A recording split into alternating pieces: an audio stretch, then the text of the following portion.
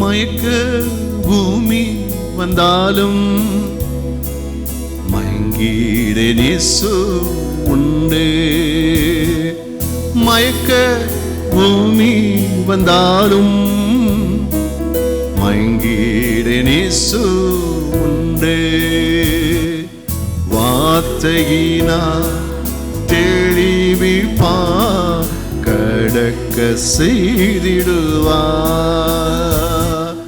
வார்த்தையினால் தெளிவிப்பா கடக்க செய்திடுவார்.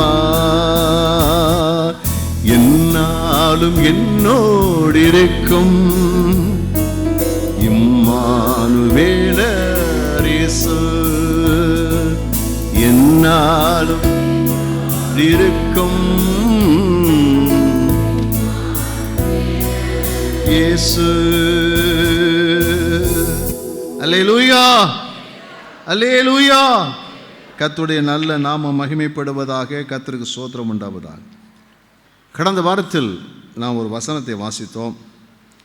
அந்த வசனத்தில் ஒரு கடைசி அந்த வசனம் எப்படி முடியுது? ஆசையாய் தொடர்கிறேன். என் வாழ்க்கை என்ன செய்கிறேன்னா ஆசையாய் தொடர்ந்து வாழுகிறேன் என்ற நிலையில் அவர் சொல்ல பார்க்கிறோம். ஆசை ஆசை என்று சொல்லும்போது அதில் சில ஆசைகளை குறித்து நம்ம கற்றுக்கொள்வோம் என்று சொல்லி நாம் அதை குறித்து பேசினோம். அதில் முதல் ஆசை, ஒரு கிறிஸ்தவனுக்கு இருக்க வேண்டிய ஆசை என்ன என்று சொன்னால், கர்த்தராகிய இயேசு கிறிஸ்துவினுடைய அன்பை அறிந்து கொள்ள ஆசை நமக்கு இருக்கணும். கர்த்தராகிய இயேசு கிறிஸ்துவுடைய அன்பை அறிந்து கொள்ள வேண்டும். அந்த அறிவிக்கட்டாத அன்பை நாம் அறிந்து கொள்ள வேண்டும் என்று சொல்லி பார்த்தோம். அந்த அன்புக்கு அளவில்லாத ஒரு அன்பு, அதனுடைய ஆழம் அகலம் உயரம் இன்னதென்று அந்த அறிவிக்கட்டாத அந்த அன்பை அறிந்து கொள்ள வல்லவர்களாக வேண்டும் என்று சொல்லி நம்ம பார்த்தோம். தேவ அன்பை பரிமாணங்கள் என்ன தேடி பார்த்தா அதுக்கு பரிமாணங்கள் கிடையாது. அவ்வளவான அன்பு தேவ அன்பு என்று சொல்லி நம்ம பார்த்தோம். அந்த தேவ அன்பை நாம் எப்படி அறிந்து கொள்ள முடியும்? சகல பரிசுத்தவான்களோடு, நம்மை போல ரட்சிக்கப்பட்டவர்களோட, தேவ பிள்ளைகளோடு இணைந்து அவருடைய சாட்சிகளை, அவருடைய வாழ்க்கையில் தேவன் செய்கிற மகத்தான கிரிகளை கேட்கும்போது, அறியும்போது அறிந்து கொள்ள முடியும். தேவனுடைய அன்பு எவ்வளவு காலம் நம்மையில் இருக்கும்? அது முடிவே இல்லாதது. தேவனுடைய அன்பினுடைய அடையாளம் என்ன? நீங்களும் நானும் ரட்சிக்கப்பட்டு இன்றைக்கு சபையில் உட்கார்ந்துருக்கிறது தேவ அன்பினுடைய ஒரு அடையாளம்.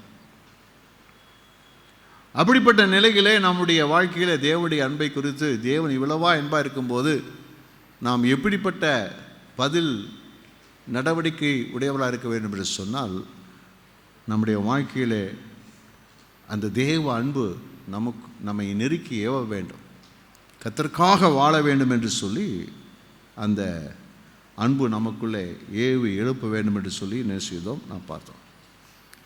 இன்று அது தொடர்ச்சியாக நமக்கு இருக்க வேண்டிய இன்னொரு ஆசை. என்ன ஆசை? ஒரு தேவ மனுஷனுக்கு, ஒரு தேவ மனுஷிக்கு இருக்க வேண்டிய இன்னொரு ஆசை என்ன அப்படின்னு நம்ம பார்க்கிறோம். பவுல் அதை குறித்து சொல்றார்.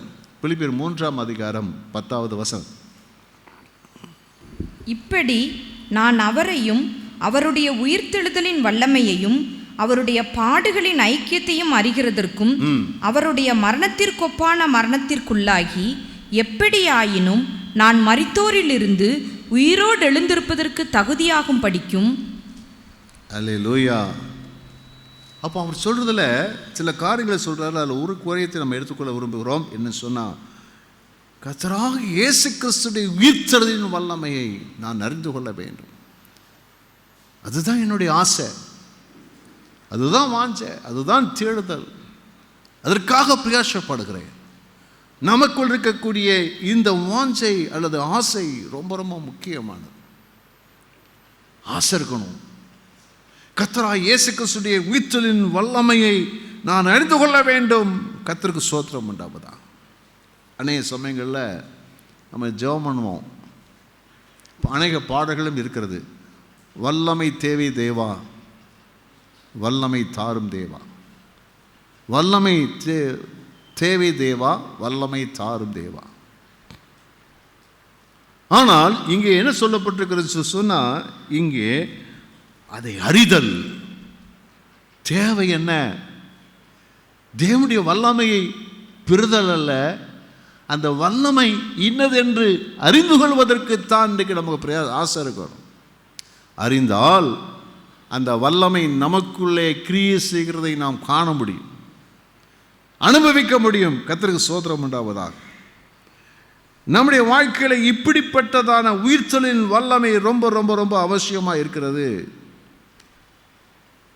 அப்போ அந்த உயிர்த்தலின் வல்லமை நமக்குள்ளே எப்படிப்பட்ட நன்மைகளை கொண்டு வருகிறது?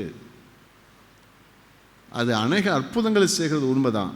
ஆனால் இயல்பாக ஒரு மனிதனுடைய வாழ்க்கையில் எப்படிப்பட்டதான காரியங்களை செய்கிறது? உயிரோடு எழுப்பின வல்லமை, அது இயற்கைக்கு மேலான ஒரு வல்லமை. கர்த்தராகிய இயேசு கிறிஸ்து மரித்தார், 3ஆம் நாள் உயிரோடு கூட எழுந்தார். எப்படி எழுந்தார்? அதான் பரிசுத்த ஆவியுடைய வல்லமை, அதான் உயிர்த்தெழுதல். அந்த வல்லமை இருக்குதே, அது விசேஷமானது. அந்த உயிர்த்தெழுதல் வல்லமை இருக்கிறதே, அது விசேஷமானது. அந்த விசேஷமான அந்த உயிர்த்தெழுதலின் வல்லமை நாம் அறிய வேண்டும். அந்த வல்லமை என்றால் என்ன? அது எப்படி நமக்குள்ளே கிரியை செய்கிறது? அதை அறிந்து கொள்வோமானால் நம்முடைய வாழ்க்கையில் நாம் ஜெயம் பெற்றவர்களாக இருப்போம், ஆசீர்வதிக்கப்பட்டவர்களாக இருப்போம். கர்த்தருக்கு ஸ்தோத்திரம் உண்டாவதா. அது எப்படி நமக்குள்ளே செய்கிறது, கிரியை செய்கிறது? ஒரு மனிதனுக்குள்ளே கர்த்தராகிய இயேசு கிறிஸ்துவின் உயிர்த்தெழுதலின் வல்லமை எப்படி கிரியை செய்கிறது, எப்படி செயல்படுகிறது? ரோமர் 4ஆம் அதிகாரம் 25வது வசனம். அவர் நம்முடைய பாவங்களுக்காக ஒப்பு கொடுக்கப்பட்டும் நாம் நீதிமான்கள் ஆக்கப்படுவதற்காக எழுப்பப்பட்டும் இருக்கிறார்.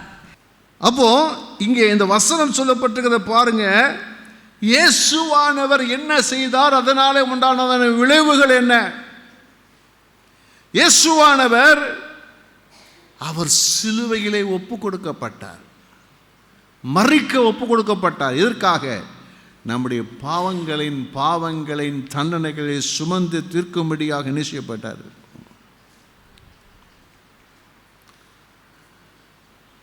சுவிசேஷத்தை சொல்லும்போது பவுல் சொல்றார், என்ன சொல்றார் வாசிங்க. 15ஆம் அதிகாரம் 1 கொரிந்தியர் 15ஆம் அதிகாரம் 1ஆம் வசனமும் 3வது வசனமும். அன்றியும் சகோதரரே, நான் உங்களுக்கு பிரசங்கித்த சுவிசேஷத்தை மறுபடியும் உங்களுக்கு தெரியப்படுத்துகிறேன். ஐயா, நான் சொன்ன சுவிசேஷம் என்ன சொன்னேன் தெரியுமா? ரொம்ப ஷார்ட்டாக தான் சொன்னேன் உங்களுக்கு சுவிசேஷம். இதை மறுபடியும் சொல்றேன். நீங்களும் அதை ஏற்றுக்கொண்டு அதிலே நிலைத்திருக்கிறீர்கள். நான் அடைந்ததும் உங்களுக்கு பிரதானமாக ஒப்புவித்ததும் என்னவென்றால், கிறிஸ்துவானவர் வேத வாக்கியங்களின்படி நமது பாவங்களுக்காக மரித்து. அப்ப இயேசுவானவர் இந்த உலகத்தில் வந்தபோது வேத வாக்கியங்களின்படி நம்முடைய பாவங்களுக்காக மரித்தார். அப்புறம் அடக்கம் பண்ணப்பட்டார். வேத வாக்கியங்களின்படியே 3ஆம் நாளில் உயிர்த்தெழுந்து 3ஆம் நாள் உயிரோடு கூட எழுந்தார். அல்லேலூயா, கர்த்தருக்கு ஸ்தோத்திரம் உண்டாவதா. அப்ப இயேசுவானவர் இந்த உலகத்தில் வந்தார். எதற்காக வந்தார்? அவன் நம்முடைய பாவங்களுக்காக மரிக்கும்படி வந்தார். அப்போ இயேசுவானவர் இந்த உலகத்தில் வந்து அவர் சிலுவைகளை பாடுபட்டு மரிக்கும் போது என்ன நடந்தது? அதுதான் ஒரு கேள்வி. இயேசுவானவர் இந்த உலகத்தில் வந்து அவர் சிலுவையிலே அறையப்பட்டு அவர் மரிக்கும் போது என்ன நடந்தது? இயேசு சொல்றார் பாருங்க, ஏலி ஏலி லாமா சபத்தானி, என் தேவனே என் தேவனே ஏன் என்னை கைவிட்டீர்? ஏன் அந்த சத்தம்? ஏன்னா முழு மனக்குலத்தின் பாவத்துடைய தண்டனைகள் அந்த இயேசுநாதர் மேலே சுமத்தப்பட்டது. எல்லா மண்ணுடைய பாவங்களும் என்ன செய்யப்பட்டது, தண்டனைகள் எல்லாம் இயேசு மேலே சுமத்தப்பட்ட போது அதை தாங்க முடியாதவராக பிதாவின் முகம் மறைக்கப்பட்டதுனாலே அவர் சொல்றார். அப்போ எல்லா மனுஷனுடைய பாவங்களும் இயேசுநாதர் மேல் என்ன செய்யப்பட்டது, பாவத்துக்குரிய தண்டனையும் அவர் மேலே சுமத்தப்பட்டது. இதான் நடந்தது, சிலுவையில் நடந்தது. உங்களுடைய பாவம், என்னுடைய பாவம், உலக முழுவதும் இருக்கக்கூடிய எல்லா மண்ணுடைய பாவங்களுடைய தண்டனை அவர் மேலே செலுத்தப்பட்டது. ரோமன் 4:25 அவர் நம்முடைய பாவங்களுக்காக ஒப்பு கொடுக்கப்பட்டும் நாம் நீதிமான்கள் ஆக்கப்படுவதற்காக எழுப்பப்பட்டும் இருக்கிறார். அப்போ ஆண்டவராய் இயேசுவானவர் நம்முடைய பாவங்களுக்காக ஒப்பு கொடுக்கப்பட்டார். அல்லேலூயா. அதில் என்ன நடந்திருக்குது, நம்முடைய பாவத்திற்காக நம்ம அடைய வேண்டிய தண்டனையை இயேசுவானவர் ஏற்றுக்கொண்டபடியினாலே நமக்கு என்ன நடந்திருக்கிறது என்று சொன்னால், உங்களுக்கும் எனக்கும் வர வேண்டிய தண்டனைகள் ரத்து செய்யப்பட்டிருக்கிறது. உற்சாகம் இல்லையா? உங்களுக்கும் எனக்கு வரக்கூடிய பாவ தண்டனை முற்றிலுமாக ரத்து செய்யப்பட்டிருக்கிறது. கர்த்தருக்கு ஸ்தோத்திரம் உண்டாகுக. என்னுடைய பாவம் என்னப்பாச்சு, இதுவரைக்கும் செஞ்ச பாவம் என்னாச்சு? யோவான் 1:7 பின்பகுதி, அவருடைய குமாரனாகிய இயேசு கிறிஸ்துவின் இரத்தம் சகல பாவங்களையும் நீக்கி நம்மை சுத்திகரிக்கும். அல்லேலூயா. என்ன செய்ததுன்னா, இயேசு கிறிஸ்துவின் இரத்தம் நம்முடைய அவர் சிந்தப்பட்ட கல்வாரியில் சிந்தப்பட்ட அந்த இயேசு கிறிஸ்துவின் இரத்தம் எல்லாருடைய பாவத்தையும் கழுவி சுத்தம் பண்ணிடுச்சு. ஒரு அல்லேலூயா சொல்லுவோமா? எல்லாம் என்னாச்சு, பாவமே இல்லை என்ற நில் என்ற நிலைக்கு வந்துவிட்டது. ரோமர் 8:3 வாசிப்போம். அது எப்படி எனில், மாம்சத்தினாலே பலவீனமாய் இருந்த நியாயப்பிரமாணம் செய்யக்கூடாததை தேவனே செய்யும்படிக்கு தம்முடைய குமாரனை பாவ மாம்சத்தின் சாயலாகவும் பாவத்தை போக்கும் பலியாகவும் அனுப்பி மாம்சத்திலே பாவத்தை ஆக்கினைக்குள்ளாக தீர்த்தார்.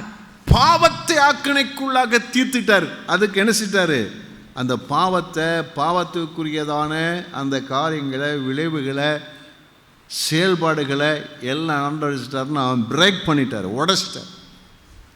பாவத்தை உடைச்சி சுக்குநூறாக்கி அழித்து போட்டு விட்டார். ஆகினாலே இயேசு கிறிஸ்துவுடைய அந்த வல்லமை, இயேசு கிறிஸ்து உயிர்த்தெழுதலின் வல்லமை என்ன செய்திருக்கிறது சொன்னால், நம்மை பாவத்திலிருந்து முழுமையாக விடுதலையாக்கி, பாவ தண்டனையிலிருந்து நம்மை விடுதலையாக்கி நாம் சுயாதீனர்களாய் மாற்றி இருக்கிறது. அல்லேலூயா. அது மாத்திரமல்ல, ரோமர் 5:1 வாசிங்க. இவ்விதமாக நாம் விசுவாசத்தினாலே நீதிமான்கள் ஆக்கப்பட்டிருக்கிறபடியால், அல்லேலூயா, நீதிமான்கள். ரோமர் 4:25 வாசிக்கவும், நாம் நீதிமான்களாக்கப்படுவதற்காக எழுப்பப்பட்டும் இருக்கிறார். அப்போ நம்ம பாவ தண்டனையை ஏற்றுக்கொள்ளும்படியாக அவர் என்ன செய்யப்பட்டார், சிலுவையில் ஒப்பு கொடுக்கப்பட்டு தண்டனையை பெற்றுக்கொண்டார். ஆகினாலே நம்ம பாவத்தை விடுதலையாக்கிட்டோம். இரண்டாவது என்ன சொன்னா, நாம் நீதிமானாக்கப்படுவதற்காக அவர் எழுப்பப்பட்டும் இருக்கிறார். அல்லேலூயா. அப்ப அந்த நிலைகளிலே நாம் எப்படி இருக்கிறோம் சொன்னா, நாம் நீதிமான்களாக இருக்கிறோம், பாவி அல்ல, நீதிமான். நீதிமான யாருங்க? நீதிமான யாரு? நான் தான் சொல்லுவீங்க, நீங்க தான் சொல்லுவீங்க. அதை கேட்கல. அதனுடைய பொருள் என்ன? நீதிமான் என்பதுடைய பொருள் என்னன்னு சொன்னா, தப்பே செய்யாதவன், தவறே செய்யாதவன் தான் யாரு? உத்தமன் சொல்றோம் இல்லையா, அவன் தான் என்ன செய்றோம், நீதிமான் சொல்றோம். அப்போ தேவன் நம்ம எப்படி மாற்றிட்டான்னு சொன்னா, அந்த இயேசு கிறிஸ்து உயிர்த்தலின் வல்லமை பாவத்திலிருந்து நம்மை விடுதலையாக்கி, பாவ தண்டலிருந்து நம்மை விடுதலையாக்கி நம்மை தேவனுக்கு முன்பதாக நினைச்சிருக்கிறது அழகான ஒரு நீதிமானாய் கொண்டு போய் நிப்பாட்டி வைத்திருக்கிறது. ஒரு அல்லேலூயா சொல்லுவோமா? நம்முடைய நீதிகள் எல்லாம் அழுக்கும் கந்தையுமாய் அருவருப்பாய் இருந்தது, அசுத்தமாக இருந்தது, அருவருப்பாய் தேவனை சேரக்கூடாதவர்களாக இருந்தோம். ஆனால் ஆண்டவருடைய உயிர்த்தெழுதலின் வல்லமை நம்முடைய பாவங்கள் நம்மை விடுதலையாக்கி மன்னித்து இப்பொழுது தேவனுக்கு முன்பதாக தப்பே செய்யாதவன், தவறே செய்யாதவர், எந்த குற்றமும் இல்லாதவர் என்ற நிலையிலே தேவனுக்கு முன்பதாக கொண்டு போய் நிறுத்தியிருக்கிறது. என்ன அற்புதம் பாருங்க. இதுதான் கர்த்தராகிய இயேசு கிறிஸ்துவுடைய அந்த உயிர்த்தெழுதலின் வல்லமை. இப்போ நம்ம வந்ததுனாலே அந்த கர்த்தராகிய இயேசு கிறிஸ்துவின் உயிர்த்தெழுதலின் வல்லமையினாலே நமக்கும் அந்த தேவனுக்கு முன்பதாக நாம் நீதிமானாக கொண்டு வந்து நிறுத்தப்பட்டிருக்கிறபடியினாலே நமக்கு என்ன கிடைச்சிருக்கிறது? ரோமர் 5:1. இவ்விதமாக நாம் விசுவாசத்தினாலே நீதிமான்கள் ஆக்கப்பட்டிருக்கிறபடியால் நம்முடைய கர்த்தராகிய இயேசு கிறிஸ்து மூலமாய் தேவனிடத்தில் சமாதானம் பெற்றிருக்கிறோம். இப்போ என்ன பெற்றிருக்கிறோம்? ரிலேஷன்ஷிப் உண்டாயிடுச்சு. தேவனோடு உள்ள உறவு, சமாதானத்தை பெற்று. அது வரைக்கும் நம்ம என்ன செய்தோம்? நாம் தூரமாக இருந்தோம். ஆனால் நமக்கும் தேவனுக்கும் இடையில இருந்த பிரச்சனை மாறி பெருசு, நமக்கும் அவருக்கும் நல்ல உறவு உண்டாயிருச்சு. அல்லேலூயா, கர்த்தருக்கு ஸ்தோத்திரம் உண்டாவதாக. என்ன அற்புதம் பாருங்க. நமக்கும் தேவனுக்கும் இடையிலான ஒரு அற்புதம். இது எதனால் வந்து சொன்னால் கர்த்தராகிய இயேசு கிறிஸ்துவின் உயிர்த்தெழுதலின் வல்லமை தான் இந்த அற்புதத்தை நமக்குள்ளே செய்திருக்கிறார். உறவை உண்டாகி இருக்கிறது. 1 கொரிந்தியர் 6:11 வாசிப்போமா? உங்களில் சிலர் இப்படிப்பட்டவர்களாய் இருந்தீர்கள். ஆயினும் கர்த்தராகிய இயேசுவின் நாமத்தினாலும் நமது தேவனுடைய ஆவியினாலும் கழுவப்பட்டீர்கள், பரிசுத்தமாக்கப்பட்டீர்கள், நீதிமான்கள் ஆக்கப்பட்டீர்கள். எப்படி மாறிட்டீங்களா? பரிசுத்தவான் ஆயிட்டீங்க. என்ன செய்தீங்க? நீதி உள்ளவர்களாய் மாறிவிட்டீர்கள். அப்போ ஒரு பரிசுத்தமான ஒரு வாழ்க்கை கிடைச்சிருக்குது, நீதியுள்ள ஒரு வாழ்க்கை கிடைச்சிருக்கு. பரிசுத்தமாய் வாழக்கூடிய ஒரு வாழ்க்கை, நீதியாய் வாழக்கூடிய ஒரு வாழ்க்கை என்ன செய்யப்பட்டிருக்கிறது? கொடுக்கப்பட்டிருக்கிறது. தொடர்ந்து 1 பேதுரு 3:12 வாசிப்போமா? கர்த்தருடைய கண்கள் நீதிமான்கள் மேல் நோக்கமாய் இருக்கிறது, அவருடைய செவிகள் அவர்கள் வேண்டுதலுக்கு கவனமாய். நாம் நீதிமானாக்கப்பட்டபடியினாலே நாம் கர்த்தருடைய சபையத்தில் எப்போ ஜெபம் பண்ணாலும் நம்ம கேட்கக்கூடிய நிலைகளிலே அவர் நம்ம மேலே மிகுந்த அக்கறையும் கரிசனையும் உள்ளவருமாக என்ன செய்கிறார்? இருக்கிறார். இதெல்லாம் நமக்கு இயேசு கிறிஸ்துடைய உயிர்த்தெழுதலின் வல்லமையினாலே நமக்குள்ளே கிடைத்திருக்கிற ஒரு அற்புதமான ஒரு காரியம். இதை சாதாரணமாக எண்ணக்கூடாது. பாவ மன்னிப்பு, பாவத்திலிருந்து விடுதலை, தேவனுக்கு முன்பதாக நீதிமான்களாக பரிசுத்தவான்களாக நாம் நிறுத்தப்பட்டிருக்கிறது சாதாரணமான காரியம் இல்லை. பவுல் சொல்லும்போது ஒவ்வொரு சபைக்கும் எழுதும் போதும், ஒவ்வொரு பட்டணத்தில் இருக்கக்கூடிய சபைகளுக்கு, சபை மக்களுக்கும் அந்த நிருபங்களை கடிதத்தை எழுதும் போதும் அப்புறம் எப்படி எழுதுறாருன்னா, இந்த பட்டணத்தில் இருக்கக்கூடிய பரிசுத்தவான்களுக்கு, பரிசுத்தமாக்கப்பட்டவர்களும் பரிசுத்தமாக்கப்படும்படி அழைக்கப்பட்டவருமாயிருக்கிற அப்படின்னு சொல்கிறார். அப்போ நம்ம எப்படி மாறிட்டோம் பாருங்க, பரிசுத்தவான்கள் மாறிட்டோம். இதெல்லாம் இயேசு கிறிஸ்துடைய உயிர்த்தெழுதலின் வல்லமை தான் நமக்குள்ளே செய்திருக்கிறது. ஆகையினாலே நீங்கள் உங்களை குறித்து நன்றாக அறிந்து கொள்ள வேண்டும். கர்த்தராகிய இயேசு கிறிஸ்துடைய அந்த உயிர்த்தெழுதலின் வல்லமை பாவத்திலிருந்து உங்களை விடுதலையாக்கி பாவ மன்னிப்பை கொடுத்து உங்களை நீதிமானாக பரிசுத்தவான்களாக தேவனுக்கு முன்பதாக நிலை நிறுத்தி இருக்கிறது. ஆமீன் சொல்லுவோமா? நல்ல சத்தம் அல்லையிலே சொல்லுவோமா? சரி, இப்போ ஒரு கேள்வி. நீங்கள் எப்போவுமே நினச்சிட்டிங்கன்னா நல்லா சுத்தமாக நீட்டாக ஒயிட் அண்ட் ஒயிட் தான் போட்டு பழகிட்டீங்க. உங்கள் உடை எப்படி? ஒயிட் அண்ட் ஒயிட் போடுறது தான் நல்லதுன்னு சொல்லலை, மேன்மைன்னு சொல்லலை. நல்லா ஒயிட் அண்ட் ஒயிட் போட்டிங்க. சட்டை ஒயிட்டு, பேண்ட் ஒயிட்டு, அதே போல் பெண்கள் உங்கள் உடைகள் எல்லாமே ஒயிட்டு, அது பளிச்சிடும் மென்மை போட்டு பழகிட்டீங்க. ரொம்ப நாளாக போட்டு பழகிட்டீங்க, வருஷக்கணக்காக போட்டு பழகிட்டீங்க. திடீர்னு சொல்லி உங்களுக்கு வேண்டிய உங்கள் அப்பாவோ அல்லது உங்கள் பிள்ளைகளோ ஒரு என்ன சொல்கிறது, யாரை சொல்கிறதுன்னு தெரியலையே, நீங்கள் கோச்சிப்படாதே. சரி, என் பேண்ட் கலரில் இருக்கக்கூடிய ஒரு கருப்பு ட்ரெஸ்ஸை உனக்கு கொடுத்தாங்க வச்சுங்களேன். கருப்பு கலரில் ஒரு ட்ரெஸ்ஸு கொடுத்துட்டாங்க. நீங்கள் என்ன செய்வீங்க? அன்பின் நிமித்தம் போடுவீங்க. போட்டவங்களுக்கு எப்படி இருக்கும்? எங்க எப்படிங்க இருக்கும்? ஃபாஸ்ட்டு நாங்கள் கருப்பு சட்டை போடுறோம் சொல்கிறீங்கன்னு சொல்ல இல்லை, உதாரணத்துக்கு சொல்கிறேன். எப்படி இருக்கும்? உங்களால் என்ன செய்ய முடியாது. எப்பா நமக்கு ஒத்து வராது, தூக்கி போட்டுருவோம். அல்லேலூயா. இதுதான் நீங்கள் பரிசுத்தவான்களாக நீதிமான்களாக நீ மாற்றினதுக்கப்புறம் வேறு எதுவுமே நமக்கு செட் ஆகாது. எந்த ஒரு பாவமோ அசுத்தமோ நம்முடைய வாழ்க்கையில் செட் ஆகாது. பக்கத்தில் சொல்லுங்கள், எந்த பாவமோ அசுத்தம் செட்டே ஆகாது. ஏன்? நான் பரிசுத்தவானாயிட்டோம், நீதிமானாயிட்டோம், நேர்மை நடக்க பழகிட்டோம். இது நேர்மை இல்லாமல் பொய் சொல்ல வராது, அசுத்தமாக இருக்க வராது. ஏன்னா நம்முடைய வாழ்க்கை அப்படி மாறிடுச்சு. கர்த்தர் மாற்றி வச்சிட்டார். இதுதான் உயிர்த்தெழுதலின் வல்லமை. அல்லேலூயா. கர்த்தர் ஸ்தோத்திரம் உண்டாவதா. அதே போல் இரண்டாவது ஒரு வல்லமை இருக்கிறது. அந்த இயேசு கிறிஸ்துவின் உயிர்த்தெழுதல் வல்லமை நமக்குள்ள எப்படி கிரியை செய்கிறது? எபேசியரில் வாசிக்கிறோம் 4ஆம் அதிகாரம் 23, 24 வசனங்கள். உங்கள் உள்ளத்திலே புதிதான ஆவியுள்ளவர்களாகி மெய்யான நீதியிலும் பரிசுத்தத்திலும். இப்போ எப்படி மாறிட்டீங்களா? அப்போ நீங்க இந்த உயிர்த்தெழுதலின் வல்லமை உங்களை எப்படி மாற்றி இருக்கிறது சொன்னால், உங்க வாழ்க்கையே மாற்றிடுச்சு. இயேசு கிறிஸ்துவின் உயிர்த்தெழுதலின் வல்லமை உங்க வாழ்க்கையை செய்து விட்டது, மாற்றி விட்டது. 22ஆம் வசனம் கூட சேர்த்து வாசிங்கம்மா. முதல்ல வாசிங்க. அந்தபடி முந்தின நடக்கைக்குரிய மோசம் போக்கும் இச்சைகளாலே கெட்டு போகிற பழைய மனுஷனை நீங்கள் களைந்து போட்டு. பழைய மனுஷனுக்கு ஒரு அடையாளம் இருக்கிறது. பழைய மனுஷனுக்கு ஒரு அடையாளம். என்ன அடையாளம் சொன்னா, அவனுக்குள்ள இச்சைகள் நிறைய இருக்கும். இச்சைகள் உள்ள ஒரு மனிதன், இச்சையினாலே கெட்டு போன ஒரு மனுஷன். எப்படி சொல்லலாம், நம்ம வீட்டில் ஊசி போன பலகாரம் மாதிரி இருக்கும். நாற்றம் எடுத்த வாழ்க்கை இருந்தது. ஆனால் இங்கே நம்ம கர்த்தராகிய இயேசு கிறிஸ்துவுடைய உயிர்த்தெழுதலின் வல்லமை கர்த்தரை தேடி வந்தபோது, அவருடைய வல்லமை நமக்குள்ளே வந்தபோது என்ன நடந்திருக்கு சொல்லி சொன்னா, 23ஆம் வசனம் சொல்லுது, உங்களுடைய உள்ளத்திலே புதிதான ஆவி. உங்களுடைய ஆவியை மாறிட்டு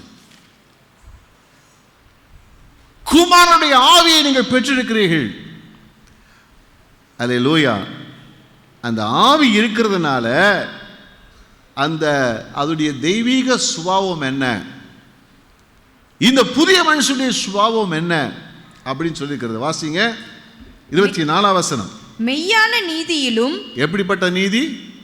மெய்யான நீதியிலும் பரிசுத்தத்திலும் தேவனுடைய சாயலாக சிருஷ்டிக்கப்பட்ட புதிய மனுஷனை.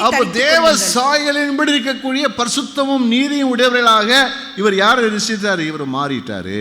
கர்த்தருக்கு ஸ்தோத்திரம் உண்டாவதாக. ஆமென். இதை நீங்கள் நல்லா கவனிச்சா தான் உங்களுக்கு ரொம்ப நல்லது. நீங்கள் ஒரு பிரசங்கமாக கேட்டப்படாது, உங்களுக்கு வேண்டிய ஒரு வேத பாடமாக கேட்டிங்கன்னா ரொம்ப ரொம்ப புரோஜனமாக என்ன செய்ய உங்களுக்குள்ளே இருக்கும். கர்த்தருக்கு ஸ்தோத்திரம் உண்டாவதாக. ரோமர் 8ஆம் அதிகாரத்தை எல்லாம் திருப்பிக் கொள்வோமா? ரோமர் 8ஆம் அதிகாரம் 10-11 வசனங்களை வாசிப்போம். மேலும் கிறிஸ்து உங்களில் இருந்தால் சரீரமானது. நல்ல கவனிங்க. கிறிஸ்து உங்களில் இருந்தால், இப்படி வச்சுக்கங்க, அந்த உயிர்த்தெழுதலின் வல்லமையின் ஆவியானவர் கிறிஸ்து உங்களுக்குள்ளே இருந்தால் என்ன நடக்குமா? சரீரமானது பாவத்தின் நிமித்தம் மரித்ததாயும் ஆவியானது நீதியின் நிமித்தம் ஜீவனுள்ளதாயும். என்ன நடக்குது? என்ன நடக்க? அந்த உயிர்த்தெழுதலின் வல்லமை உங்களுக்குள்ளே கிரியை செய்கிறதுனாலே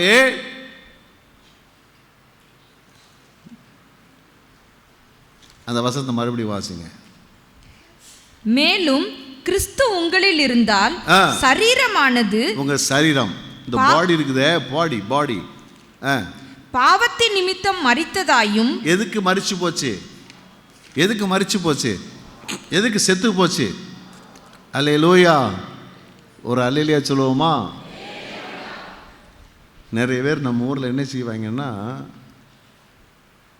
அப்பா நல்லா இருக்கும்போது கவனிக்க மாட்டான், அம்மா நல்லா இருக்கும்போது கவனிக்க மாட்டான், அல்லது அண்ணன் தம்பி எல்லாம் நல்லா இருக்கும்போதெல்லாம் வந்து கவனிக்க மாட்டாங்க, பேச மாட்டான், கொள்ள மாட்டான். செத்ததுக்கப்புறம் பார்த்தீங்கன்னா, அப்பா சாப்பிடுங்கப்பா, உங்களுக்கு இது பிடிக்கும்லப்பா, சாப்பிடுங்கப்பா, சாப்பிடுங்கப்பா, அப்பா நான் பொங்கல் செஞ்சு கொண்டாந்துருக்கேன்ப்பா, சக்கரை பொங்கலுக்குப்பா, சாப்பிடுங்கப்பா. அப்பா வாயை போலப்பாரா? ஏன் சொல்லுங்க, வாயை போலப்பாரா? திறப்பாரா? அப்பா நான் உங்கள் செல்ல மகள் வந்திருக்கேன்ப்பா, உங்கள் செல்ல பையன் வந்திருக்கேன்ப்பா. எவர் வந்தால் என்ன செய்ய மாட்டார்? இதே தான் நம்முடைய வாழ்க்கையில். உங்கள் சரீரமானது என்ன செய்து? பாவத்திற்கு செத்து போச்சு. நம்முடைய மாம்சம், அப்போ அதுதான் உயிர்த்தெழுதலின் வல்லமை. நமக்குள்ளே நம்முடைய மாம்சம் பாவத்துக்கு என்ன செய்யும்? செத்து போயிடும். செத்து போச்சு. இப்போ போய் வாயில போய் சாராயத்தை ஊத்து நினைச்சா உள்ள போகாது, சிகரெட்டை பிடிக்க நினைச்சா உள்ள போகாது, கெட்ட வார்த்தை உள்ள போகாது, அசுத்த வார்த்தை உள்ள போகாது, பொய் உள்ள போகாது. ஏம்மா சொல்லுது புரியுதா? அல்லேலூயா, அல்லேலூயா. இதைத்தான் நமக்குள் நடந்திருக்கிறது. இதுதான் நமக்குள் நடந்திருக்கிறது. பாவத்தின் நிமித்தம் என்ன செய்யப்பட்டிருக்கிறது? செத்ததாயும். அப்புறம் ஆவியானது நீதி நிமித்தம் ஜீவன் உள்ளதாயும் இருக்கும். ஆவி எப்படி இருக்கிறது? ஜீவன் உள்ளது. புதிய வாழ்க்கை, புதிய உற்சாகம், பரிசுத்த வாழ்க்கை, நீதியுள்ள வாழ்க்கை, நேர்மையுள்ள வாழ்க்கை, இதெல்லாம் மாற ஆரம்பிச்சிட்டு.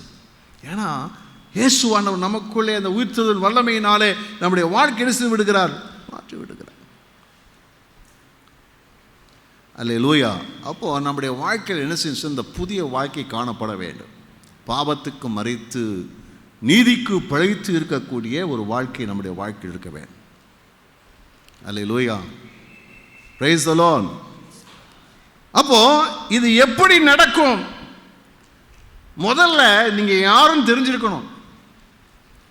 மாம்சத்தின்படி பிழைப்பதற்கு, மாம்சத்திற்கு நான் கடனாளி அல்ல, மாம்சத்தின்படி பிழைப்பதற்கு நான் யார் அல்ல.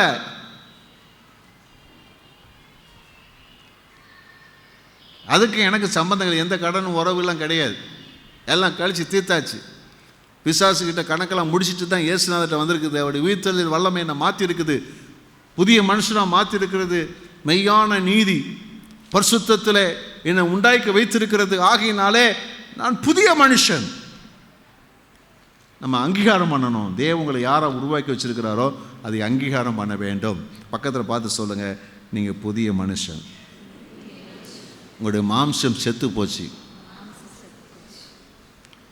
நான் நல்லா தானே பார்க்கேன்.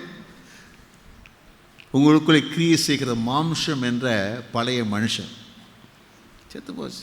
அவனுக்கு நம்மகிட்ட என்ன செய்யல இடமே கிடையாது. இப்போ ஜீவன் உள்ளதாக உங்களுக்குள்ள புதிய ஒரு வாழ்க்கையை என்ன செய்யப்பட்டிருக்கு? துவக்கப்பட்டிருக்கிறது. இந்த நிலைகளிலே இந்த ஆவிக்குரிய உயிர்த்தெழுதல் வல்லமை உங்களுக்குள்ளே காணப்பட வேண்டும் என்றால் நீங்கள் எப்படி இருக்க வேண்டும்? ரோமர் 8:5 பின்பகுதி. ஆவியின்படி நடக்கிறவர்கள் ஆவிக்குரியவைகளை சிந்திக்கிறார்கள். எப்படி இருக்குன்னு சொன்னா ஆவிக்குரியவைகளையே சிந்தியுங்கள். எதை சிந்திக்கணும்? எது ஆவிக்குரியவையோ, தேவனோடு உள்ள உறவுக்கு ஏதுவானவைகளோ, தேவனை பிரியப்படுத்தக்கூடியவைகளோ, அல்லது தேவனுடைய நன்மைகளை கொண்டு வரக்கூடியவைகளோ, இம்மைகளே கர்த்தருக்கு பிரியமானவைகளோ, மறுமைகளே கர்த்தருக்கு பிரியமானவைகள் எவைகளோ அதை குறித்து என்ன செய்து கொள்ள வேண்டும்? சிந்தித்து கொண்டே இருக்க வேண்டும். அல்லேலூயா. அப்போ நம்ம சிந்தை என்ன செய்யணும்னா கண்ட்ரோல் பண்ணணும். கண்ட்ரோல் பண்ணணும்.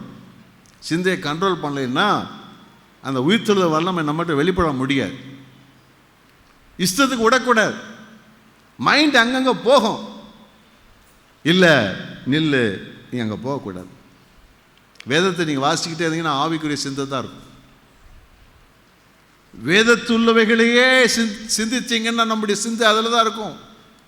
அசுத்தம் வராது, அருவருப்பு வராது, நம்முடைய வாழ்க்கையில் பரிசுத்த வாழ்க்கை இருக்கும், பாவம் வராது, நீதி உள்ள வாழ்க்கை என்ன செய்யும்? நம்முடைய வாழ்க்கையில் இருக்கணும். அதனால தான் நம்ம மைண்டில் எதுவுமே என்ன செய்யக்கூடாது? கண்டதில் வைக்கக்கூடாது. ஒரு அல்லேலூயா சொல்லுவோமா? Praise the Lord. நீங்கள் எதை சிந்திக்கிறீங்களோ அப்படியே உங்களை மாற்றிடும். நம்முடைய வாழ்க்கையில் சிந்தனை சரியாக இருக்கும். அதனால தான் பிள்ளைகள்கிட்ட நீ என்னடா பார்க்குற, யார்கிட்ட என்ன பேசுகிற, என்ன செய்கிற, உன் மைண்ட் எப்படி இருக்குது. பெற்றோர் தங்கள் பிள்ளைகளுடைய மைண்டை ரீட் பண்ண பழகிருக்கணும். இந்த பிள்ளை ஒரு மாதிரி இருக்குதே, மொழி சரியில்லையே, ஹேர் ஸ்டைல் சரியில்லையே, ட்ரெஸ்ஸு சரியில்லையே, வீட்டில் புதுசு புதுசாக என்னென்னமோ வருதே. மைண்டை ரீட் பண்ணணும். நம்ம மைண்ட் நம்ம ரீட் பண்ணி வச்சுக்கணும். சரியான சிந்தனையில் இருக்கிறோமா? அதுக்கு தான் சபை கூட ரொம்ப ரொம்ப முக்கியம்.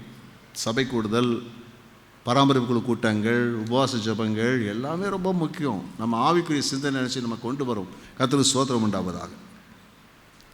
உண்மையில் எவைகளோ, கற்புள்ளவை இளவைகளோ, ஒழுக்கமுள்ள இளவைகள், நீதி உள்ள எவைகளோ அதெல்லாம் என்ன செய்யணும்? அதையே நாம் சிந்தித்து கொண்டிருக்க வேண்டும் சொல்லியிருக்கிறது. அல்லேலூயா. ரோமர் 6:6 வாசிப்போமா? நாம் இனி பாவத்துக்கு ஊழியம் செய்யாதபடிக்கு, இனி நாம் பாவத்துக்கு ஊழியம் செய்ய முடியாது. பாவ சரீரம் ஒளிந்து போகும் பொருட்டாக நம்முடைய பழைய மனுஷன் அவரோட கூட சிலுவையில் அறையப்பட்டதென்று அறிந்திருக்கிறோம். உங்க பழைய மனுஷன் எங்க போயிட்டாரு? சித்தப்பா வீட்டுக்கு போயிருக்காரா, அத்தை வீட்டுக்கு போயிருக்காரா, மாமா வீட்டுக்கு போயிருக்காரா, எங்க போயிருக்காரு? எங்க? சிலுவையில் அடிச்சு தொலைச்சாச்சு ஆளை. சிலுவையில் அவரை அரைஞ்சு கொலை பண்ணியாச்சு. அவர் மரித்து போனான்னு நம்ம தெரிஞ்சுக்கணும். பழைய மனுஷனுக்கு எனக்கு இல்லை. அப்போ அவனோட சிலுவையில் நீங்கள் அறைய வேண்டியதான ஒரு பொறுப்பு, உத்தரவாதம் கிட்ட இருக்குது. எபேசியர் 4:24 வாசிங்க. மெய்யான நீதியிலும் பரிசுத்தத்திலும் தேவனுடைய சாயலாக சிருஷ்டிக்கப்பட்ட புதிய மனுஷனை தரித்து கொள்ளுங்கள். யாரை தரிச்சுக்கணுமா? யாரை தரிச்சுக்கணுமா? ஒரு அல்லேலூயா சொல்லுவோமா? இதை தான் தரிச்சுக்கணும். எப்பொழுதுமே நம்ம ட்ரெஸ் இது தான். நம்ம போடுற ட்ரெஸ்ஸுக்கு, நீங்கள் இப்போ போடுற ட்ரெஸ்ஸோட நான் ஒப்பிட்டு சொல்கிறேன்னு நினைக்காதீங்க. ஒரு உதாரணத்துக்கு தான் நான் சொல்கிறேன். உதாரணம் வச்சுக்கங்களேன். நீங்கள் ஒரு பழைய கிழிஞ்ச ட்ரெஸ்ஸை, கந்தனான ஒரு அருவருப்பான ட்ரெஸ்ஸை போட்டு போகிறீங்க வச்சுங்களேன், உங்கள் நடக்கப்போ இருக்கும். எங்கே வேணாலும் உட்காருவீங்க, எங்கே வேணாலும் எழுந்திருப்பீங்க. ஒரு மேலான இடத்துக்கு போக முடியாது உங்களால். உங்கள் மனசு என்ன செய்யும்? அது கேட்ட இடத்துலாம் இருக்கும். ஆனால் நல்லா டிப்டாப்பாக நல்லா சுத்தம் போட்டுட்டு போகிறீங்க வச்சுங்களேன், உங்கள் நடையும் மாறும், நீங்கள் இருக்கிற இடமும் மாறிடும். அல்லேலூயா. அதே போல தான் நாம் தரித்து கொள்ள வேண்டியது என்ன? உதாரணமாக வச்சுக்கோங்க, நம்ம சர்ச்சில் சில போலீஸ்காரங்களாம் இருக்கிறாங்க. அந்த போலீஸ்காரங்களை பார்த்தீங்கன்னா நீங்கள் உட்காந்திங்கன்னா என்ன செய்வாங்க? பாவமாக இருப்பாங்க. ரொம்ப அன்பு, ரொம்ப பாசம், பாவமாக இருப்பாங்க. ஆனால் டியூட்டிக்கு போனதுக்கப்புறம் பாருங்க, எப்பா இவர் இப்படியா, இவர் இப்படியா. என்னது? அந்த ட்ரெஸ்ஸு. அந்த ட்ரெஸ்ஸு அவரை என்ன செய்கிறது? மாற்றிடுது. அதுக்குரியவரை மாற்றி விடுகிறது. அவர் அந்த ட்ரெஸ்ஸை தரிச்சிருக்கிறார். அதே போல நாம் தரித்திருக்க வேண்டும் நீதியை, பரிசுத்தத்தை நம்முடைய வாழ்க்கையில் எப்படி தரித்து கொடுக்க வேண்டும், நாம் எப்படி நடக்கணும்னு அறிஞ்சிருக்கணும். எங்கே போனாலும் தூக்கி போட்டுட்டு போகணும். எதை? பரிசுத்தத்தை, நீதியை. அல்லேலூயா. சில கல்யாண வீட்டுக்கு போனோம்னா சில ட்ரெஸ் வச்சுருப்பாங்க. துக்கு வீட்டுக்கு போனால் ஒரு ட்ரெஸ் வச்சுருப்பாங்க. சர்ச்சுக்கு வந்தால் ஒரு ட்ரெஸ் வச்சுருப்பாங்க. நீங்கள் எத்தனை ட்ரெஸ் வேணும் வச்சுட்டு போங்க. ஆனால் இந்த ட்ரெஸ்ஸை போட்டுக்கங்க. என்னது? நீதி, பரிசுத்தம் என்ற ட்ரெஸ்ஸை எப்போதும் வச்சுக்கோங்க. நீங்கள் யார்? பழைய மனுஷன் என்ன செய்யாச்சு? சிலுவையில் அரைஞ்சாச்சு. அவனுக்கு நமக்கு சம்பந்தமே. அவனுக்கு இடம் கொடுத்து அவன் எந்திரிச்சு வந்துடுவான். அவன் இடம் கொடுத்துக்கிட்ட வந்துடுவான். அதான் பவுல் சொல்றாரு, எனக்குள்ளே ஒரு காரியத்தை சொல்றாரு, நான் நன்மை செய்ய நினைக்கிறேன், நன்மை செய்யாத தீமையும் செய்கிறீங்க எனக்கு. ஐயோ,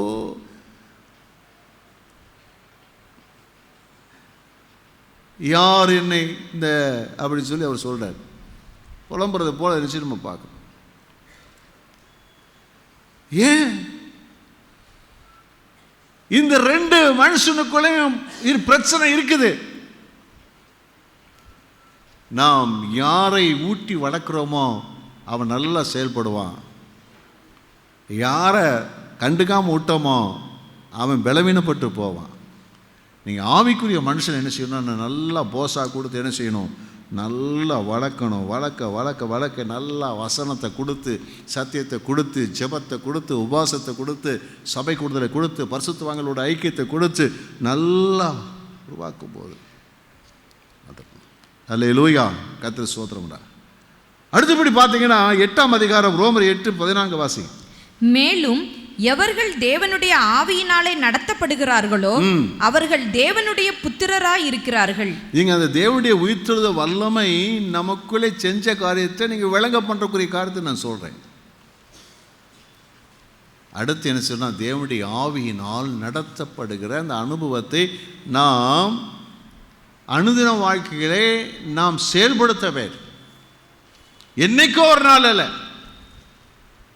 அனுதின வாழ்க்கையிலே தேவனுடைய ஆவியினாலே நாம் நடத்தப்பட வேண்டும். அவர் என்ன சொல்வார், பாவத்தை குறித்து நீதியை குறித்து அவர் என்ன செய்வார், நமக்கு கண்டித்து உணர்த்துவார். ஆமீன் சொல்லுவோமா? போக வேண்டிய வழிகள் என்ன செய்வார், நமக்கு காண்பிப்பார். என்ன பேசணும், ஏது பேசணும், எப்படி நடக்கும் எல்லாம் சொல்லித் தருவார்.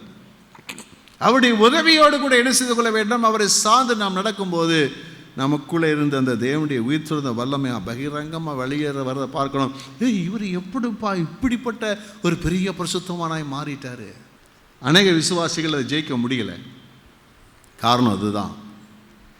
காரணம் என்னென்னா, அந்த உயிர்த்தெழுதலின் வல்லமையை, அவருக்குள் இருக்கக்கூடிய உயிர்த்தெழுதலின் வல்லமைகளை அவர்கள் பயன்படுத்தவில்லை. நீங்கள் பயன்படுத்தினால் உங்கள் வாழ்க்கையில் நீங்கள் அற்புதத்தை பெற்றுக்கொள்வீங்க. மொத்தத்தில் சொன்னால், சுருக்கமாக சொன்னோம்னா, பாவத்தை ஜெயித்து வாழ முடியும். ஆமீன் சொல்லுவோமா? அல்லேலூயா. சத்தம் வர மாட்டேங்குதே, நல்ல சத்தம் அல்லேலூயா சொல்லுவோமா? பாஸ்டர், நீங்கள் உற்சாகமாக 2 வார்த்தை பேசினா நல்லாயிருக்கும். நீங்கள் பாவத்தை குறித்து, பாவத்தை ஜெயிக்கிறத பேசுனீங்கன்னா எப்படி பாஸ்டர் நினைக்காதீங்க. இதுதான் உங்களை பரலோகத்துக்கு கொண்டு போய் சேர்க்கறதுக்கு வழி, வேறு வழியே கிடையாது. நாம் பரலோகத்துக்கு போகிற வழி, நமக்குள்ளே தேவன் செய்த கிரியைகளை நாம் நம்பி, நாம் எப்படி தேவன் நம்ம வைத்திருக்கிறார் என்பதை ஏற்றுக்கொண்டு அப்படி நடக்கும்போது தான் பரலோகத்துக்கு போக முடியும். ஒரு பாட்டு பாடுறதை நம்ம கேட்டிருப்போம். அந்த 3வது ஒரு பாட்டு, அந்த லேச போட்டுருவோம், பாட்டுமா 3வது, என்னாலும் என்னோடு இருக்கும் இம்மானுவேலர் இயேசு. எத்தனை பேருக்கு அந்த பாட்டு தெரியும்? ஆமாம், மிக பழைய விசுவாசிகளுக்கு அது தெரியும், ஒரு சிலருக்கு. அதில் விசேஷமாக 4வது சரணத்தில் அந்த பாட்டு இப்படி வருது. எனது தேசம் பரலோகம் நோக்கித்தான் இந்த பயணம், என் ஜீவனை வெறுத்திடுவேன், லக்கை அடைந்திடுவேன், எப்படியாச்சும் பரலோகத்தை சேர்ந்துடுவேன். அதுதான் நோக்கம் அந்த பாட்டு. உண்மை அதுதான் இல்லையா? அதுக்கு தான் இவ்வளோ பிரயாசப்படுறோம். அதில் 4வது சரணம் வருது, மயக்க பூமி வந்தாலும் என்ன செய்ய மாட்டேன். ஆமாம், இந்த மோட்ச பிரயாணத்தில் ஒரு சம்பவம் வரும்.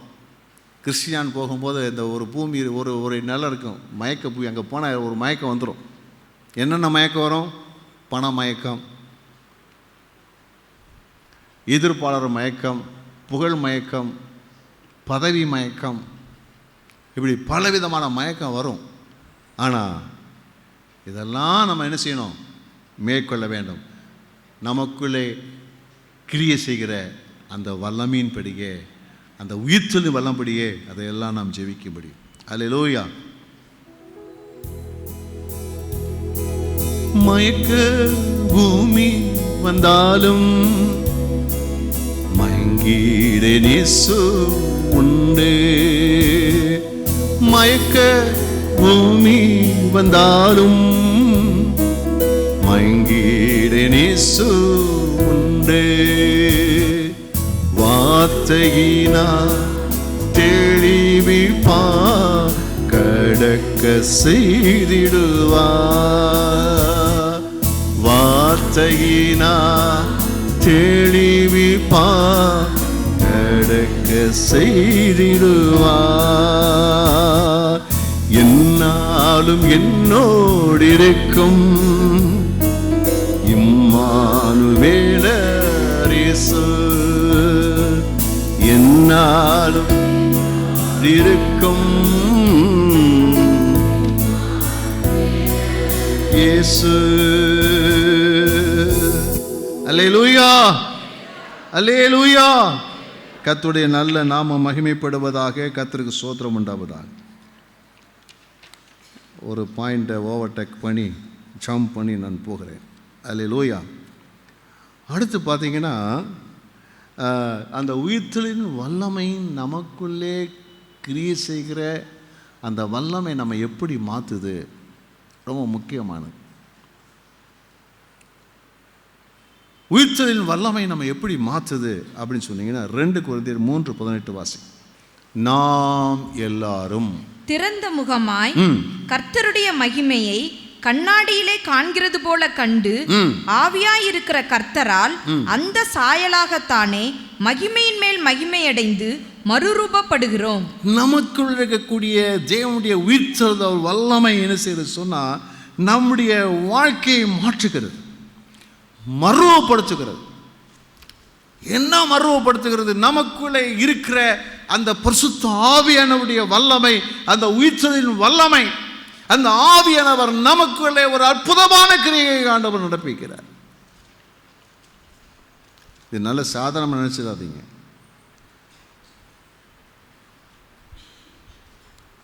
ஆண்டவர் அப்படியே போறார். திடீர்னு அவருக்கு பசி உண்டாகுது. அந்நேரம் பக்கத்தில் ஒரு அத்தி மரம் இருக்குது. அதில் போய் ஏதாவது கிடைக்கும்னு பார்க்குறாரு.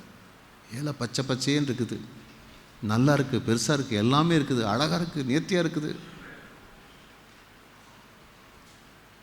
ஆனால் தேவன் எதிர்பார்க்குற கனியை காணும். கனியை காணும். இப்போ உங்களை பார்த்து ஒரு கேள்வி. இயேசு நம்மிடத்தில் எதை எதிர்பார்க்கிறார்? அவரை போல சுபாவத்தை எதிர்பார்க்கிறார். அதான் கனின்னு சொல்றோம். நாம் அவருடையவர்களானால் நாம் அவரை போல் இருக்க வேண்டும். நாம் தேவனுடையவர்களானால் தேவனை போல் இருக்க வேண்டும். நல்லா விளங்கிக் கொள்ளுங்க. இந்த உலகத்தில் நீங்கள் யாராக இருக்கீங்க? நீங்கள் பெரிய பணக்காரனாக இருக்கீங்களா, அல்லது பெரிய ஒரு லேண்ட் ஓனராக இருக்கிறீங்களா, புகழ் பெற்றவங்களாக இருக்கிறீங்களா, அதெல்லாம் பெரிய பிரச்சனையே கிடையாது. ஆண்டு நம்மகிட்ட என்னத்தை பார்க்குற தேடி தேடி பார்க்குறாருன்னா, அவரை போல் நம்ம இருக்கிறோமா? ஆனால் அந்த ஆவியாக இருக்கிற கர்த்தரால் அந்த உயிர்த்தெழுத வல்லமை நமக்குள் என்ன செய்கிறது? அவருடைய சாயலுக்கு ஒப்பாக என்ன செய்கிறது? மறுமாய்க்கொண்டே இருக்கிறதுக்கு நம்ம இடம் கொடுக்கணும். அதான் ரொம்ப முக்கியம். அந்த உயிர்த்தெழுதலின் வல்லமையினுடைய அந்த செயல்பாடுகளை நாம் ஏற்றுக்கொண்டு அதுக்கு நாம் இடம் கொடுக்க வேண்டும். ஆவியானவருக்கு கண்ணாடியிலே காண்பது போல அவர் காண்பிக்கிறார். இங்கே வேதத்தை நீங்கள் வாசிக்கும் போது அங்கே நீங்கள் வாசிக்கிற அந்த வேத பகுதிகளிலே இயேசுநாதரை ஆண்டவர் ஆவியானவர் காண்பிக்கிறார். பிரசங்களை கேட்கும்போது ஆவியானவர் அங்கே இயேசுநாதரை காண்பிக்கிறார். அவர் சந்தித்த பிரச்சனைகளிலே இயேசு எப்படி கையாண்டார், நீ சந்திக்கிற பிரச்சனைகளே, நீ இந்த பிரச்சனை எப்படி நீ சந்திக்கிறாய், நீ இப்படி அல்லவா இருக்க வேண்டும் என்று சொல்லி ஆவியானவர் நம்ம அப்படி காண்பிக்கிறார். அப்போ நம்ம காமிக்கும் போது என்ன செய்ய சொன்னா, ஆமா நான் இப்படித்தான் மாறுறேன்னு சொல்லி நம்ம அவருக்கு இடம் கொடுத்துட்டோம்னா தேவ சாய்களாய் நாம் மாறிக்கொண்டே இருக்கிறோம். அல்லேலூயா. அப்போ அந்த ஆவின் கனியை குறித்து அழகா நமக்கு எல்லாருக்குமே தெரியும். தேவ சாயலாம் என்ன நினைக்கிறீங்க? ஏற்கனவே சொல்லிட்டேன்னு நினைக்கிறேன். தேவ சாயல் என்னது? அவருடைய சுபாவம் தான். இயேசுநாதர்ட்ட எல்லா சுபாவம் ஒருங்கிணைக்க கிடைக்கப்பட்டது. அதைத்தான் மொத்தமாக கலாத்திய நிருபத்தில் அவர் பவுல் சொல்றாரு, ஆவின் கனின்னு சொல்றாரு. நமக்கு எல்லாருக்கும் தெரியும். முதல்ல எது வருது? தேவ சுபாவத்தில் விசேஷமான சுபாவம் என்னங்க? வம்பா, கோவமா, என்னென்னமோ சொல்றீங்க. என்ன கேட்குற, கரெக்டாக சொல்லுங்க. அன்பு. வம்பா, எல்லாம் வம்பால சொல்றீங்க. என்ன சுபாவம்? அப்புறம் ஏன் வம்பு பண்ணிக்கிட்டே இருக்கீங்க, பிரச்சனை பண்ணிக்கிட்டே இருக்கீங்க ஒருத்தருக்கு ஒருத்தர்? நீ யாரும் ஒருத்தருக்கு பிரச்சனை பண்ணுமா நான் சொல்லலை, ஆனால் ஏன் நம்ம பிரச்சனை பண்ணுறோம்? அந்த தெய்வீக சுபாவம் நமக்குள்ள என்ன செய்யணும்? வரணும். அழகா சொல்ற, அன்பில்லாதவன் தேவனை அறியான். அன்பை குறித்து அழகா சொல்றாரு. இந்த 1 கொரிந்தியர் 13 அன்பு எப்படிப்பட்டது? எப்படிப்பட்டது? சகலத்தையும் தாங்கும், சகலத்தையும் சகிக்கும். ஒரு அல்லேலூயா சொல்லுவோமா? அல்லேலூயா. கர்த்தருக்கு ஸ்தோத்திரம் உண்டாகுது. யோவான் நிருபத்தை அழகா சொல்லிட்டாரு, அன்பில்லாதவன் தேவனை அறியான். யாரு? எவ்வளவு மோசம் பாருங்க. நீங்க அன்பு இல்லைன்னா என்ன சொல்றாரு? தேவனை அறிய முடியாது. நீ கிறிஸ்தவனே கிடையாதுன்னு சொல்றாரு. கிறிஸ்தவனே கிடையாதுன்னு சொல்றாரு. மொத்தத்தில் நீ தேவனை அறியாத ஒரு விக்கிரக ஆராதனைக்காக போல தான் நீ இருக்கிற, உனக்கும் தேவனுக்கு சம்பந்தம் இல்லைன்னு சொல்றாரு. காண்கிற சகோதரத்தில் அன்பு கூறாதவன் தேவனிடத்தில் எப்படி அன்பாயிருப்பது எப்படி? இதே போல ஒவ்வொரு சுபாவம் அன்பு. ஒரு அல்லேலூயா சொல்லுவோமா? சொல்லுங்களேன். இயேசுவின் சுபாவம் அன்புள்ளது. இயேசு எப்பயும் பார்த்தா குறுந்தா இருப்பாரோ? சிலர் பார்த்தீங்கன்னா இந்த வீடுகளில் திருஷ்டி பூசணிக்காய் வச்சுருப்பான் பாருங்கள், அதே மாதிரி முகம் எப்போ பார்த்தாலும் இருக்கும், முருந்தான் இருக்கும். ஏன்னா எதுவும் பக்கத்தில் வராது. எதுக்கு வைக்கிறான்? இந்த பறவை கிரவெல்லாம் வந்து சேதப்படுத்தக்கூடாதுங்கிறதுக்காக என்ன சொன்னால் பயமுறுத்துறதுக்கு ஒன்று வைக்கிறான். சிலரை பார்த்தா எப்போ பார்த்தாலும் பயமாகவே இருக்குது. சந்தோஷமாக இருங்க, பக்கத்தில் சந்தோஷமாக இருங்க. தெய்வீக சுபாவம் தான். சீரிங்க கொஞ்சம் சந்தோஷம் உள்ளத்திருந்தால் தானே வெளியே வரும். சந்தோஷமாக இருங்க. சரி, ஓவர் பரிசுத்தவான் இருப்பாங்க, நம்ம சிரிக்கக்கூடாது. நாங்களாம் அப்படி தான் வந்தோம், என்னை கெடுத்துட்டாங்க ஆரம்பத்திலேயே. இந்நேரம் உபவாசம் ஜெபம்னு சொல்லி இப்படியே இருப்போம், துறவி மாதிரி இருப்போம். துறவர கொள்கை கிடையாது ஆண்டவர். நம்ம எப்படி இருக்கணுமோ அப்படி தான் விரும்புகிற. சந்தோஷமாக இருங்க. சந்தோஷம். கணவன்கிட்ட பேசுங்க, கணவன்கிட்ட பேசுங்க, மனைவிட்ட பேசுங்க, பிள்ளைகிட்ட பேசுங்க, அப்பாட்ட பேசுங்க, அம்மாட்ட பேசுங்க. அல்லேலூயா சொல்லுவோமா? ஒரு அல்லேலூயா சொல்லுவோமா? ஆமாம். அக்காவை நல்லா விளையாடுங்க, அண்ணனும் தம்பி நல்லா விளையாடுங்க, அப்பாவும் பிள்ளைகள் நல்லா விளையாடுங்க. சந்தோஷமாக இருங்க. இதுதான் தெய்வீக சுபாவம். பக்கத்தில் இதுதாங்க தெய்வீக சுபாவம். அல்லேலூயா சொல்லுவோமா? சில அதுக்கு கூட காசு கேட்பாங்க. அல்லேலூயா. கர்த்தருக்கு ஸ்தோத்திரம் உண்டாவதாக. அந்த காலத்தில் என்ன செய்வாங்கன்னா, வீடுகளில் இந்த பல்லாங்குழி விளையாடுறது ஒரு காலத்தில் விளாண்டாங்க. அதுக்கப்புறம் இது கேரம் போர்டு விளாண்டாங்க. இப்போ எல்லாம் செல்ஃபோன் தான் விளையாடுறாங்க. நமக்கு நாமே திட்டம், பிரச்சனையே கிடையாது. அதெல்லாம் ஒரு அன்பாக ஐக்கியமாக இருக்கக்கூடிய ஒரு வழிகள் இருந்தது. ஆனால் இப்போ என்ன செஞ்சுட்டு, இவர் ஒரு ரூமு, அங்கே ஒரு ஃபோனு, அவர் ஒரு ரூமு, அங்கே ஒரு ஃபோனு. இப்போ வசதி பெருகி போச்சு. ஆனால் என்ன இல்லை, நான் சொல்கிறேன், உங்கள் வீட்டில் 4 ரூம் இருந்துச்சுன்னா 4 டேஞ்சர் இருக்குது. ஒத்த ரூம் தான் ரொம்ப பெஸ்ட்டு. பக்கத்தில் ஒத்த ரூம் தான் ரொம்ப பெஸ்ட்டு. ஒரு அல்லேலூயா சொல்லுவோமா? அம்மா அப்பா பிள்ளைகள் எல்லாம் எல்லா குடும்பத்தோட குட்டியும் கிடையும் உட்காந்துட்டு ஒன்றோட ஒன்று சண்டை போட்டு விளையாண்டுட்டு ரொம்ப சந்தோஷமாக இருக்கும். ஒரு அல்லேலூயா சொல்லுவோமா? ஆண்டு இப்படி தான் இருக்க சொல்கிறேன். சந்தோஷமாக இருங்க. பாவ சந்தோஷம் இல்லை, ஒருவரோடு பேசுகிறதுலையும் விளையாடுவதில் உள்ள சந்தோஷம், ஜெபம் பண்ணுறதுல ஒரு சந்தோஷம், வசனத்தை வாசிக்கிற ஒரு சந்தோஷம், சர்ச்சுக்கு வர்றதுல ஒரு சந்தோஷம். சந்தோஷமாக இருங்க. ஒரு அல்லேலூயா சொல்லுவோமா? அல்லேலூயா. கர்த்தருக்கு ஸ்தோத்திரம். சந்தோஷம், சமாதானம், நீடிய பொறுமை, தயவு, நற்குணம், விசுவாசம், சாந்தம் கடைசி செய்யலாம். முதல்ல கடைசி இருக்க வேண்டிய முதல்ல கொண்டு வரப்படாது. பக்கத்தில் சொல்லுங்க, கடைசி இருக்கிறது முதல்ல கொண்டு வரப்படாது. முதல்ல அன்பு, கடைசி இச்சை அடக்கம். ஒரு அல்லேலூயா சொல்லுவோமா? இதெல்லாம் அபியாசப்படுத்தணும். இதுக்குத்தான் நமக்குள்ள உயிர்த்தத வளமை ஆண்டவர் கொடுத்துருக்கிறார். செத்தவனை உயிரோடு இருப்பது இருக்கட்டும், ஆனால் நம்மே செத்து போய் கிடக்கு, நம்மள உயிர் இல்லாமல் மற்ற செத்தவனை உயிரோடு எழுப்பி என்ன பிரயோஜனம்?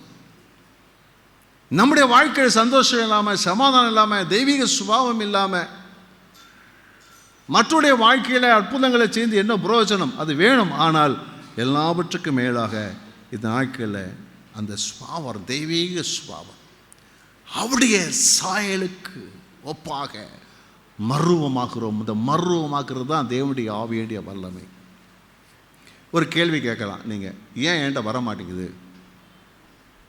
ஏன் என்கிட்ட தெய்வீக சுபாவம் வர மாட்டேங்குது?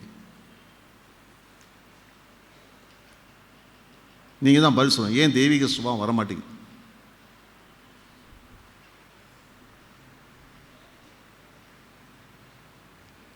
ஏன் தெய்வீக சுபாவம் வர மாட்டேங்குது? ஏன்னா நம்ம இடம் கொடுக்கல தான் பிரச்சனை. இடம் கொடுத்தால் ஆண்டவரே அன்புள்ளவனாய் மாற வேண்டும், சந்தோஷம் உள்ளவனாய், சமாதானம் உள்ளவனாய், நீடிய பொறுமையாக இருக்கணும், மாறணும். தயவு 4 பேருக்கு உதவி செய்கிற எண்ணம் எனக்குள்ளே வேணும். உண்மை விசுவாசம் எனக்குள்ளே வேணும்.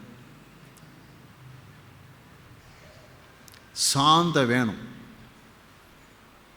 அல்லேலூயா, அல்லேலூயா.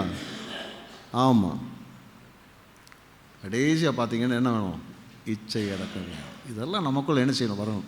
இதுதான் தெய்வீக சுபாவம். இச்சை வரத்தாங்க செய்யும், அதை அடக்கணும். இதெல்லாம் நமக்குள்ளே என்ன செய்யும்? இதுதான் இதுதான் உயிர்த்தெழுதல் வல்லமை நமக்குள்ளே இருக்கு.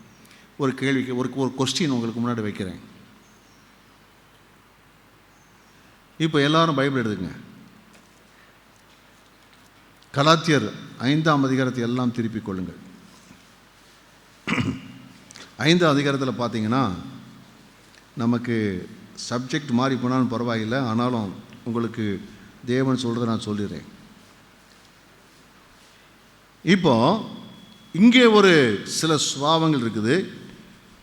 19ஆம் அதிகார 5ஆம் அதிகாரத்தில் 19லிருந்து 21 வசனம் வரைக்கும் ஒரு சுபாவங்கள் இருக்குது. கீழே 21, 22, 23, 23, 22, 23 இந்த ரெண்டுலேயும் ஒரு சுபாவங்கள் இருக்குது. ஒன்று மாம்சம், இன்னொன்று ஆவி. ஒன்று பழைய பிசாசுடைய சுபாவம்னு சொல்லலாம். இரண்டாவது கர்த்தராகிய இயேசு கிறிஸ்துவுடைய தெய்வீக சுபாவம்னு சொல்லலாம். இப்போ இந்த ரெண்டில் எது உங்கள் வீட்டில் இருந்தால் நல்லா இருக்குன்னு நினைக்கிறீங்க? 19, 20, 21 உங்கள் வீட்டில் நல்லா இருந்தால் நல்லா இருக்குமா? அல்லது 22, 23 உங்கள் வீட்டில் தான் நல்லா இருக்குமா? ஏம்மா சத்தமாக சொல்ல. பின்னாடி இருக்கவங்களாம், பின்னாடி சேருக்கு பின்னாடி உட்காந்துருக்கலாம் சொல்லுங்கள். அல்லேலூயா. ஏன் அப்போதைக்கு இது காமிக்கப்படுது வீட்டில்? ஏன் 18, 19, 20, 21 ஏன் வீட்டில் வருதுன்னு கேட்குறேன். ஏன் நம்ம வாழ்க்கையில் இருக்குது? பழைய மனுஷன், அது மாம்சத்தின் கிரியைகள், வெளியரங்கம், உபச்சாரம், வேசித்தனம், அசுத்தம், காமகாரம், விக்கிரகாராதனை, பில்லிசூனியம், பகைகள், விரோதங்கள், வைராக்கியங்கள், கோபங்கள், சண்டைகள், பிரிவினைகள், மார்க்க பேதங்கள், பொறாமைகள், கொலைகள், வெறிகள், களியாட்டுக்கள், இவைகள் எல்லாம் ஒருவேளை விபச்சாரம் இல்லை, வேசித்தனம் இல்லை, விக்கிரகாராதனை இல்லை அப்படின்னு நினச்சா அதுக்கு பின்னாடி பார்த்தீங்கன்னா இதுக்கு ஈனாக தான் அங்கே இருக்குது. விரோதம், பகைகள், வைராக்கியங்கள், கோபங்கள், சண்டைகள், பிரிவினைகள், மார்க்க பேதங்கள். ஐயோ, அது சொல்லும்போதே மனசுக்கு ஒரு மாதிரி இருக்குது. ஏன் அதெல்லாம் வீட்டில் இருக்குது? ஏன்னா அந்த உயிர்த்தெழுந்த வல்லமைக்கு நம்ம இடம் கொடுக்கல, அந்த பிசாசுக்கு நம்ம இடம் கொடுக்கிறோம். நீ நல்லா விளைங்க. இந்த காரியங்கள் நம்முடைய வாழ்க்கை இருக்கின்றால் நீங்கள் தேவனுடைய அந்த உயிர்த்தெழுதலின் வல்லமைக்கு இடம் கொடுக்காம பிசாசு உங்கள் வாழ்க்கையில் கிரியை செய்யறதுக்கு இங்கே இடம் கொடுக்குறீங்க. அது யாராக இருந்தாலும் சரி, நானாக இருந்தாலுமே என் வாழ்க்கையில் இதுக்கு நான் இடம் கொடுத்தால் நான் பிசாசுக்கு இடம் கொடுக்குறேன்னு அர்த்தம். என் வாழ்க்கையில் இருந்தால் நான் பிசாசுக்கு இடம் கொடுக்குறேன்னு அர்த்தம். ஆனால் உங்கள் வாழ்க்கையில் எது இருந்தால் நல்லாயிருக்கும்? இந்த ஆவியின் கனிகள் என்று சொல்கிற சுபாவம் இருந்தால் தெய்வீக சுபாவம் தான். இதைத்தான் கர்த்தர் எதிர்பார்க்குறார். இதுதான் கத்தணும். அதைத்தான் பரிசுத்த ஆவியானவர் நமக்குள்ளே அவர் கிரியை செய்து மாற்றிட முடியாது தான். ஆனால் முடிய செய்கிறது தான் பரிசுத்த ஆவியுடைய அந்த உயிர்த்தெழுதலின் வல்லமை. முடியாததை முடிய செய்கிறது தான் பரிசுத்த ஆவியுடைய வல்லமை. இது கண்டிப்பாக ஒவ்வொரு கிறிஸ்தவனுக்கு இருந்து தான் ஆக வேண்டும். நீங்கள் யாரும் என் மேலே வருத்தப்படக்கூடாது. இப்படி வச்சுக்குவோமே, நீங்கள் மற்ற ரட்சிக்கப்படாத உலக மனுஷர்களோட உங்களை கம்பேர் பண்ணி பார்த்து பாருங்களேன். நம்மளை காட்டில் ரொம்ப குணாதிசயம், நல்ல குணாதிசயம் நிறையவே இருக்கான். நம்மளை பாருங்க, நமக்கு நடுக்க வரணும், பயம் வரணும். அவன் நமக்கான நல்ல குணாதிசயம் உள்ளவங்க இருக்கானே. இல்லை, நம்முடைய குணாதிசயங்கள் இயேசுவை பிரதிபலிக்கணும். அந்த காலங்களில் சொல்லுவாங்க, கிறிஸ்தவங்களா, நீங்கள் சொல்லுங்கள், கிறிஸ்தவங்களா எப்படி இருப்பாங்க சொல்லுங்க, எப்படி இருப்பாங்கம்மா? ஐயா சொல்லுங்க, எப்படி இருப்பாங்க? தெரியாதா? அன்பா இருப்பாங்க. அப்புறம் கிறிஸ்தவங்க தான் எப்படி இருப்பாங்க?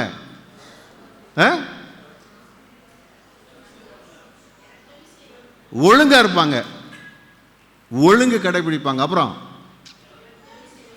உதவி செய்வாங்க, அப்புறம் உண்மையா இருப்பாங்க, அப்புறம் சண்டைக்கெல்லாம் போக மாட்டாங்க. ஒரு கண்ணத்தை அடிச்சு அடுத்த கண்ணத்தை வாங்கிட்டு வரல இல்லையா சொல்லுவோமா? வேற என்ன செய்வாங்க சொல்லுங்க? சொல்லுவாங்களா இல்லையா? நம்ம கேட்டு வளர்ந்துருக்கிறோமா இல்லையா? அல்லேலூயா. ஒரு பாட்டு பாடுறோம், ஆதி நிலை ஏகிடுவோமே. அந்த நிலைக்கு நம்ம வந்துடணும். நம்முடைய சுபாவங்களை பெரிய மாற்ற வரணும். இது தேவன் நம்மகிட்ட எதிர்பார்க்குறேன். ஆமேன். இதுதான் உயிர்த்திருந்த வல்லமை. அல்லேலூயா. நம்ம என்னதான் ஆண்டவருக்காக ஊழியம் செஞ்சாலும், என்னதான் செய்தாலும், நமக்குள்ளே நம்ம தேவ ஆவியனுடைய செயல்பாடுகள், உயிர்த்தெழுதல் வல்லமையாகிய தெய்வீக சுபாவம் காணப்படாவிட்டால், ஐயா சொல்லுவார், அங்கே ரட்சிக்க பொண்ணுங்க சர்ச்சுக்கு வாங்க,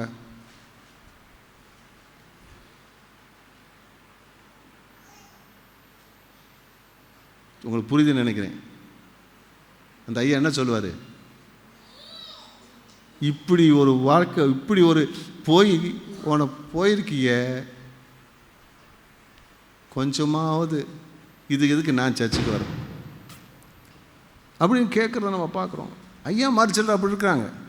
பக்கத்து வீட்டில் கேட்டால் அப்படி சொல்கிறாங்க. அவங்கள காட்டுறாங்க நல்லா தான் இருக்கும், அவங்க சண்டை போடுறாங்க, அது பண்ணுறாங்க, இது பண்ணுறாங்க, நாங்கள் நல்லா இருக்கோம் சொல்கிறாங்க.